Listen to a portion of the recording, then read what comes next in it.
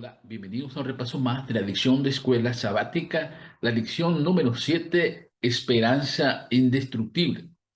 Un dicho popular dice, la esperanza es lo último que se pierde. Sin esperanza no hay fuerza ni motivación para enfrentar los problemas o el sufrimiento. Por esta razón, la esperanza, junto con la fe y el amor, es uno de los tres pilares de la vida del cristiano. ¿En qué consiste la esperanza del cristiano? ¿Cómo podemos adquirir y aumentar y sobre todo fortalecer la esperanza en medio del dolor y el sufrimiento? A nadie nos gusta sufrir, a nadie nos gusta pasar por pruebas que a veces parecen insoportables. Y cuando nosotros pasamos por ese tipo de pruebas, la primera pregunta que nos hacemos es, ¿por qué a mí? Porque quiero saber, quiero entender. Y sabes, muchas veces esas preguntas no son contestadas en esta vida. Y lo más increíble es que Dios permite que ese tipo de dudas queden en tu mente. Pero todo eso tiene un propósito. Y durante esta semana, la autor de Escuela Sabática nos ayudó a entender un poco más la profundidad del sufrimiento humano cuando no encontramos quizás respuesta. Y lo único que podemos ver a través de la oscuridad es la esperanza. Acuérdense que la esperanza es aquello que no vemos, aquello que no entendemos, pero que tenemos la oportunidad de aceptar por fe y nos permite fortalecernos y nos permite tener la seguridad de que aún en medio del dolor y del sufrimiento está Dios. Y la presencia de Dios es precisamente lo que el autor de Escuela Sabática nos ayudó a entender. Vamos a ir paso por paso durante estos breves minutos para aprender acerca de lo que vimos durante esta semana. Acompáñenme primero al libro de Habacuc, capítulo 2, versículo 3. Pues la visión se realizará en el tiempo señalado, marcha hacia su cumplimiento y no dejará de cumplirse. Aunque parezca tardar, espérala, porque sin falta vendrá. Habacuc es un libro muy interesante. Es un libro que comienza con una queja que suena perfectamente contemporáneo. Hay violencia, hay inmoralidad, hay destrucción, hay pleitos, hay injusticia. Y en Habacuc 2, 1, del 2 al 4, Habacuc pregunta, Dios no hace nada, ¿hasta cuándo? Esta preocupación de Habacuc no solamente la podemos entender en el contexto de la historia en la que le tocó vivir, también en estos momentos uno se pregunta, después de ver todos los acontecimientos del mundo y la situación que nos rodea, Señor, ¿por qué no intervienes? ¿Hasta cuándo? ¿Por qué permites que ocurran tantas cosas malas alrededor de mí? O quizás están sucediendo cosas malas en mi propia vida. La respuesta que Dios le da a Habacuc en el capítulo 1 de versículos 5 al 11 es realmente increíble. Él no le dice que va a intervenir, él no le dice que en estos momentos va a acabar con lo que está sucediendo en la vida de Habacuc y en la vida del pueblo de Israel. Él está diciendo en este capítulo, no te preocupes, esto va a empeorar. El pueblo de Israel estaba asediado por los asirios y ellos iban a ser llevados cautivos por ellos, pero Dios le dice, esto solamente es principio de dolores, porque más adelante los babilonios se van a llevar al pueblo de Judá también. Fíjense nada más, desde la rebelión de Satanás, el universo está en guerra y esto va de mal en peor. La historia de la humanidad nos ha dado ejemplos palpables de que cuando uno piensa que hay paz y seguridad, viene entonces guerra y destrucción. Esto es a causa no de Dios, es a causa de el maligno. Porque nosotros tenemos que alejarnos un poco del contexto en el que estamos viendo y ver el panorama general. Estamos inmersos en un conflicto cósmico entre el bien y el mal. En este sentido, entonces, todos los acontecimientos que nos suceden ahora tienen un fin, tienen un propósito. Sin embargo, en este pequeño momento que nos toca vivir, a veces no comprendemos, porque estamos viendo solamente un panorama pequeño, lo que nuestros ojos alcanzan a ver, pero Dios ve el panorama total y sabe que en este momento te toca sufrir, pero más adelante viene la justicia, viene la redención de la humanidad y necesitas ser paciente Necesita esperar en el Señor, necesita acumular esperanza y fe en que el Señor está rigiendo todos los acontecimientos del mundo. Él no está ajeno de lo que sucede. Dios nos asegura, así como le dijo a Habacuc en su momento, que esperara, que se diera cuenta de que al final él iba a triunfar, de que los acontecimientos se tenían que dar para que se cumpliera incluso las profecías que él tenía señaladas sobre Babilonia mismo. Así como en aquel tiempo se cumplieron a la perfección cuando el pueblo fue liberado, Dios está diciendo en estos momentos a la misma humanidad, puede ser que los acontecimientos que están sucediendo sean tan difíciles, tan peligrosos, tan destructivos, que pienses que estoy alejado de ti. Sin embargo, recuerda que así como yo destruí en su momento a esa Babilonia literal que había tenido oprimida a su pueblo, la Babilonia espiritual, que muchas veces nosotros hemos entendido a través de la profecía, también será destruida en su momento. Y finalmente este pueblo de Dios, que le toca vivir el tiempo del fin, este pequeño momento de la humanidad será liberado también. Jesús entonces pondrá fin a todo este mal. Y esta es conocida como la esperanza bienaventurada, según Tito capítulo 2 versículo 13.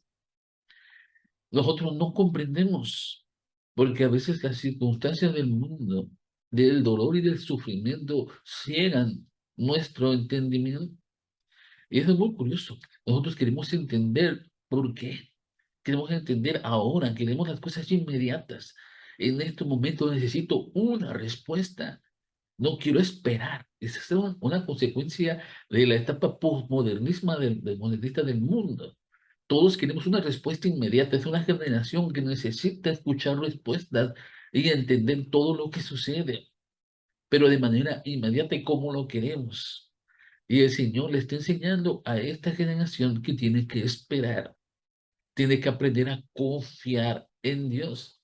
Y para esto es muy importante el siguiente paso que la Escuela Sabática nos enseñó esta semana. Tenemos que aprender a conocer a Dios. No solamente sabemos por la escritura y por las profecías cuál es el final de todos estos acontecimientos. Lo que no sabemos es el tiempo en el que termina. Pero sí sabemos que al final Dios triunfa. Para que esa esperanza se vuelva una realidad, entonces yo tengo que aprender a conocer a Dios. Y vamos a ver lo que dice el siguiente versículo, que es muy interesante. Acompáñenme a Job, capítulo 4, 42, versículo 3. Reconozco que he hablado de cosas que no alcanzo a comprender, de cosas demasiado maravillosas que me son desconocidas. El caso de Job es un libro que nos ilustra de una manera tan tangible la forma en que nosotros debemos de conocer a Dios. Job no entendía. Job estaba viviendo una vida que era la vida que el Señor quiere que nosotros también repitamos, ¿ok? Una vida de consagración, no solamente con Él, con su familia, con sus hijos, con las ofrendas, con la prosperidad que Él vivía.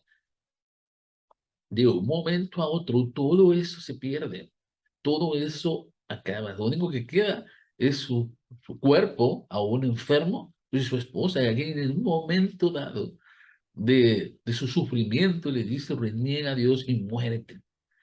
Vienen los amigos de Job, y entonces empiezan a argumentar que por culpa de algo que él hizo, está siendo castigado por Dios. Entonces el sufrimiento para los amigos de Job tiene tiene una comprensión, tiene un significado. Tú has hecho lo malo, por ende recibes un castigo.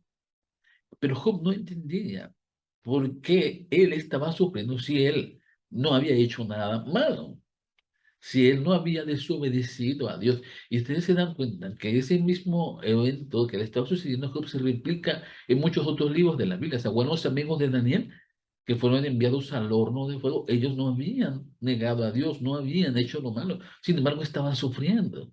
¿De acuerdo? Así como él, muchos otros ejemplos. A veces nosotros pensamos, estoy haciendo lo malo, entonces Dios me castiga.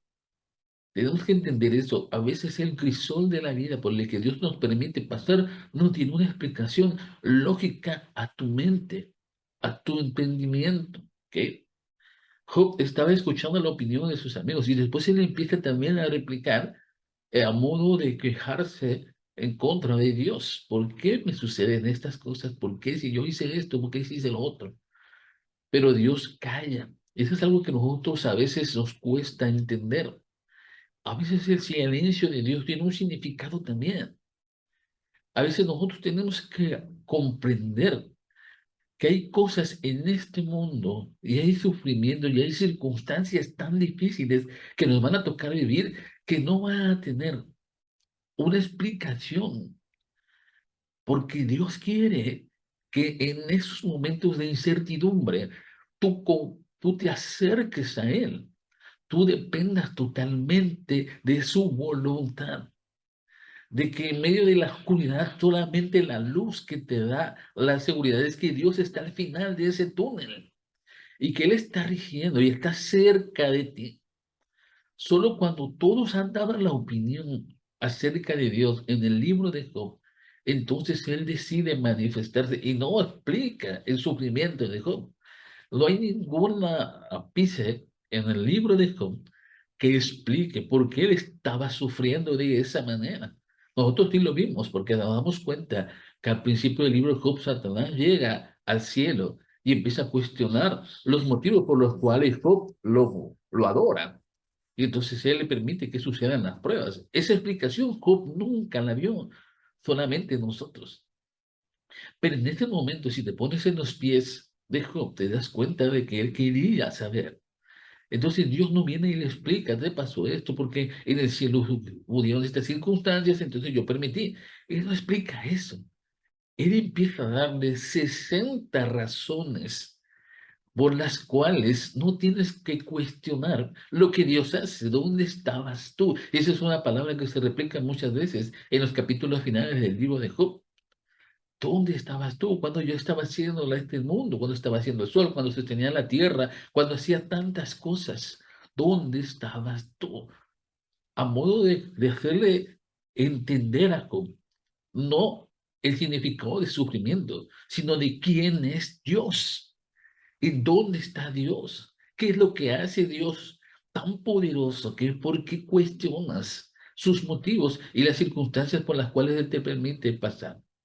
Entonces Job es consciente de lo poco que conocía a Dios. Y fíjense nada más, tantos años de adorarlo, tantos años de estar con Él, de ofrecerle holocausto por Él, por sus pecados, por sus hijos, de vivir una vida de consagración. Hasta ese punto, Job asimila que no conocía plenamente a Dios, que no conocía ni siquiera un poquito de Dios. Cuando él escucha todo el argumento, y escucha la voz de Dios y escucha todo lo que él hace y que nosotros no entendemos cómo lo hace, sin embargo, él lo está haciendo.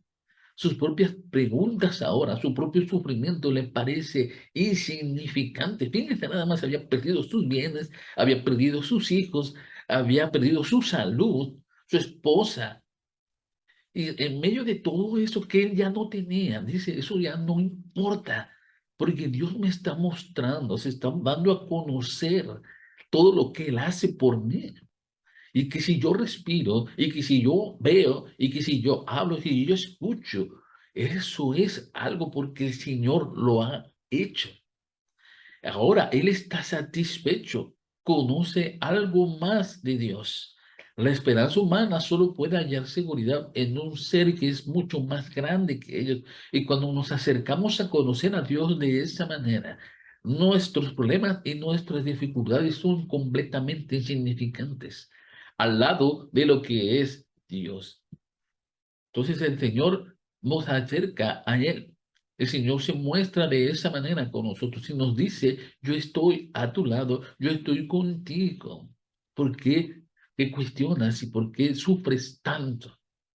Vamos a ver lo que dice la siguiente parte que es muy importante. Acompáñame en Isaías, capítulo 41, versículo 13. Porque yo, Jehová, soy tu Dios, quien te sostiene de tu mano derecha y te dice, no temas, yo te ayudo. Isaías profetiza el exilio babilónico, ¿de acuerdo? Fueron momentos en los que Israel se sintió abandonado por Dios. Cuando estamos inmersos en dificultades, también nosotros nos podemos sentir abandonados por Él. Sin embargo, Dios está a nuestro lado y nunca nos deja. Este versículo es muy interesante porque habla acerca de que la mano de Dios te sostiene. Hermano, dice, ¿cuál mano? Dice, la mano derecha de Dios, la mano que te considera la más importante en un momento dado, ¿no? La que agarra las cosas, la fuerza. Dice, con esta mano yo te sostengo. Y te digo todavía, no temas porque yo te ayudo. La presencia de Dios está entre nosotros. A veces nosotros queremos creer en medio del sufrimiento que aun cuando no tenemos explicaciones, la culpa la tiene Dios. ¿De acuerdo? Porque Dios se alejó de mí, porque Dios me abandonó. ¿Cómo puede ser que en estos momentos esté enterrando a mi propio hijo? Yo que toda mi vida había estado en la iglesia, que había predicado el evangelio, que había hecho lo correcto, estoy enterrando a mi propio hijo. Dios ha alejado de mí, Dios me ha abandonado. A veces nosotros a través de la lección quisiéramos entender las palabras del autor, pero muchos hermanos de iglesia y muchas personas que escuchan estas lecciones también han pasado por sufrimientos tan grandes, tan difíciles, que las palabras del autor no podrían explicarlo perfectamente. Pero yo sé que quizás alguien aquí está sufriendo de esa manera. En medio de ese dolor tan grande, el Señor reitera en cada uno de los 66 libros de la Biblia que Él está con nosotros, que Él nos ayuda. En Isaías, en el capítulo 41, de versículo 8 al 14, encontramos muchas palabras que nos dan esperanza y consuelo. Los voy a poner aquí. En Isaías 41:8, Dios me ha escogido. 41:9, me libera del pecado y no me desecha. 41:10, está conmigo, me ayuda y me sustenta. Isaías 41:11 al 12, me libra de mis enemigos. Isaías 41:13, me sostiene de la mano, no temeré. Isaías 41:14, Dios es mi socorro y mi redentor. Jehová está conmigo, no temeré lo que me pueda hacer el hombre, según Salmo 118:6. ¿Qué sucede contigo cuando entiendes que la presencia de Dios está aquí? ¿Hay algo que cambia en tu sentimiento, en tu entendimiento del sufrimiento? Si no hay nada que cambie, déjame decirte una cosa, Dios no se ha alejado jamás de ti, tú te estás alejando constantemente de Él, porque Él se acerca, te extiende su mano, extiende su manto protector, te abraza, te ayuda, te cuida, te protege. Pero eres tú el que no quiere aceptar esa relación con Dios. Y cuando no aceptas esa relación con Dios, entonces un sufrimiento realmente te derrumba y te destruye. Pero cuando nosotros entendemos que todo es parte de un plan divino, que el Señor está ahí sustentándome, entonces el sufrimiento tiene un significado. Y a veces nosotros tenemos que pasar por ese sufrimiento, es necesario.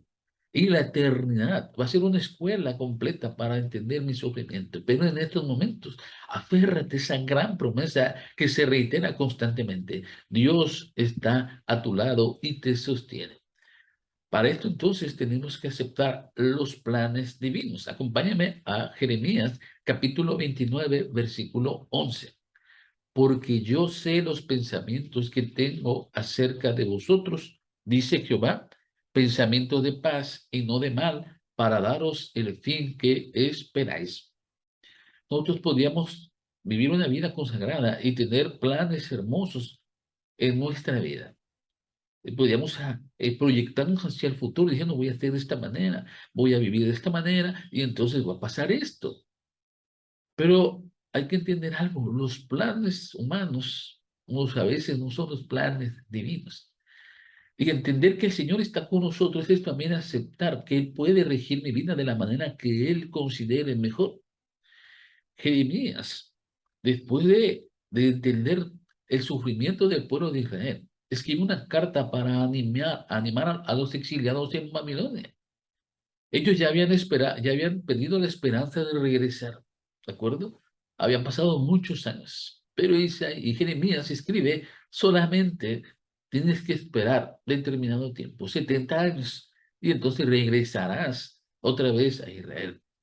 Y el libro de Daniel, que toca ver el cumplimiento de esa profecía, también extiende otro tiempo más grande, de 490 años, y después se extiende hasta 2300 años, en el cual el pueblo de Dios espiritual ahora sí sería liberado.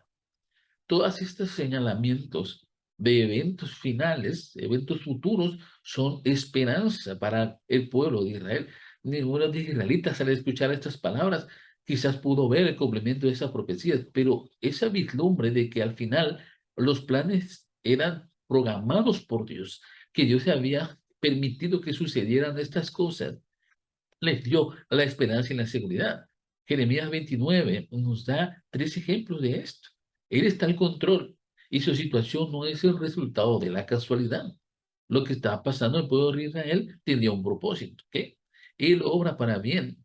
La segunda parte de Jeremías 29, 5 al 7, incluso en medio de las dificultades, este pueblo tenía que pasar para poder conquistar el corazón del rey de Babilonia, por ejemplo. Y Jeremías 29, del 8 al 10, él pondrá fin al exilio en el momento oportuno. El sufrimiento no será eterno. Y eso es alguna esperanza que debería estar en ti también. El dolor, la injusticia, la maldad no es eterna. El amor, la bondad, la justicia de Dios sí es eterna. Estos dos contrastes son muy importantes que los entendamos, ¿de acuerdo? Dios está al control de todo. Y en medio del sufrimiento tiene un plan para tu vida. Un plan que no lo entiendes, pero que tendrás toda la eternidad para entenderlo. ¿Por qué? Porque en la eternidad la justicia, el amor, la paz, la redención, la felicidad será un constante. ¿De acuerdo? Ahorita, como seres humanos pecadores, vemos solo el sufrimiento y estamos acostumbrados a vivir sufriendo y no a entender el sufrimiento. Sin embargo, en la eternidad no existe nada de esto y Dios nos está preparando para no anhelar el sufrimiento, sino para anhelar la felicidad. Y es por eso que a veces el crisol de tu vida se mantiene de esa manera y es tan fuerte. Debemos tener esperanza en Dios porque Él está al frente de nuestro pasado, de nuestro presente y está proyectándonos hacia un futuro glorioso. Jeremías 29, 2 al 13 tiene palabras hermosas. Entonces me invocaréis y vendré, lloraréis a mí, y yo os oiré y me buscaréis y me hallaréis, porque me buscaréis de todo corazón. Vamos a la parte final de la lección de esta semana. Acompáñame al libro de Hebreos, capítulo 12, versículo 11. Es verdad que ninguna disciplina al presente parece ser causa de gozo, sino de tristeza, pero después da fruto apacible de justicia a los que en ella han sido ejercitados. La parte final de la edición de Escuela Sabática nos resume en una palabra estos tipos de sufrimiento y la esperanza triunfante que nosotros debemos de tener. Todo es un plan para el cual nosotros entendamos y aprendemos en esta escuela de la vida a disciplinarnos. En griego la palabra disciplina está íntimamente ligado con la palabra educación. Dios nos educa a través de la disciplina y acuérdense que Dios al que ama disciplina, ¿de acuerdo? Si te estás sufriendo es porque Dios te ama. Si estás en un problema tan grande, si estás en un momento de dolor, es porque Dios te ama más profundamente que aquel que todavía no está sufriendo, ¿de acuerdo? Esa es la disciplina divina. Yo voy a poner aquí algunos ejemplos. En Hebreos capítulo 12 encontramos varios. El ejemplo de los seres de la fe, el ejemplo de Jesús. Dios nos ama como a hijos, participamos de su santidad. La disciplina dará fruto apacible, nos fortalecerá y nos guiará. Pero Pablo entendía algo. La disciplina tenía que ver también con la entereza del ser humano que recibía esa disciplina. Él lo comparaba con un corredor que tenía que resistir para llegar a la meta. El Señor pone todos los planes a tu servicio, ¿de acuerdo? Él sabe el fin de tu sufrimiento, Él sabe los planes por qué suceden las cosas. Lo que te toca a ti es mantenerte firme en el camino de la vida que te toca recorrer. Así como un corredor de resistencia que tiene que llegar a la meta, aun cuando ya las fuerzas se les estén acabando, aun cuando las piernas empiezan a temblar, aun cuando el corazón parece que va a estallar, aun cuando el dolor parece insoportable, Pablo nos invita a que mantengamos firme nuestro paso y entendamos que la meta está muy, muy cerca. Eso nos va a dar el último impulso para mantenernos en la fe. Y eso se llama esperanza triunfante, esperanza indestructible, que no se va a acabar, que no se va a terminar, porque sabemos que el final Dios nos va a recibir con sus brazos abiertos, nos va a colocar la corona de justicia y nos va a presentar ante el Padre Celestial como justificados y salvos. Pero solamente si tú te mantienes en esta carrera de la vida. Te quiero dejar con este último pensamiento de Elena G. de Fay de Los Hechos de los Apóstoles, página 383. El Señor puede sacar victoria de los que nos parece desconcierto y derrota. Estamos en peligro de olvidar a Dios, de mirar las cosas que se ven, en vez de contemplar con los ojos de la fe las cosas que no se ven. Cuando viene la desgracia o el infortunio, estamos listos para culpar a Dios de negligencia o crueldad. Necesitamos aprender que la corrección es parte de su gran plan y que bajo la vara de la aflicción el cristiano puede hacer a veces más por su maestro que cuando está ocupado en el servicio activo. Ojalá que durante este trimestre todas estas lecciones te den esperanza. Yo sé que alguno de nosotros está sufriendo grandes dificultades, pero esta semana el Señor nos dio esa vislumbre de la esperanza que debe de vivir y debe de mantenerte firme. Adelante, no te detengas, fija tus ojos en Cristo y Él te dará la seguridad de la salvación. Que el Señor te acompañe en tu sufrimiento, que el Señor te acompañe si tú no estás sufriendo en estos momentos, que te prepare también, porque el Señor nos disciplina de muchas maneras. Pero ¿sabes qué? Al final Dios tiene la respuesta a todas tus preguntas. Y la eternidad, si llegas a ella, será la gran escuela en la cual tú vas a entender. Que el Señor te bendiga, que tengas un muy feliz sábado.